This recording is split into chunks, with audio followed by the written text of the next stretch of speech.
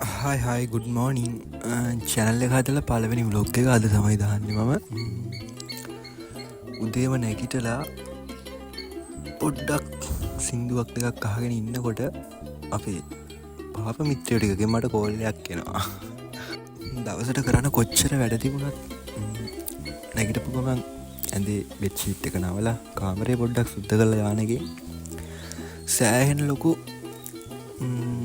කොහොම දෙක කෙන වාසිය හැත් නිදාගන්න ගහමත් ලේසි මං කොමත් හැමදාම කරනට ඇත්තම මේක නැගිට්ටකම අන්දේ රෙද්ද නමල කාමරය පොඩ්ඩක් අස්පස් කළ දාලා ෆෝන එකත් චාජිකට ගහලා තමයි කාමරෙන් එලියට කොල්ල එකක්කාකිවට ඇයිකිලකිව නෑන යාලුන්ට අත කොහර ඇවිදින්න යන්නට යංකිවගම මත් ඉතින් ටක්ගාල මුණ හොදගෙන ලැස්ති වුණ කොමරිම ලැස්තිලා ගෙදටත් කෙලෙලිට වැස්සම යාලුටික එල්ල මාවක්කගෙන ගිය ඔය ඉස්ත්‍ර කල්ලයන අයට පොඩ්ඩක් හදිසිලවා ගල් ෆෙන්නුවෙන් කොමරි කට්ටීම එකතුනට පස්සේ උඩවලට නාන්‍යයන් කියල කතා වුණ අපි ඉතින් ෂෝට් කට්ටලින් හෙම දාලා ඉක්මට මුඩවලට ආවයන්නේ කපල්ල එක තමයි දවලගම කටපිලා තින එතර නාන්න ගොඩක් හොල දැනකින්ද අපි කට්ටිය මෙතැන්දික හැබැ හැමදාම් වගේ අපිට බැස්සෙන්න්න පොඩි බාධාවක්කා ඒක නිසා නානකනම් වීඩියෝ ගන්නුවේ නෑ මනාද ගමන ගැන කියන්න තියෙන කියන්නවා මේ ගමන වැහි කියන නම් අපි කොහරි යන්න ගත්තොත් නම් වහිනවා ඉවරයක් නෑ.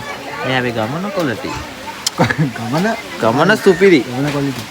ගමන සුපිරි.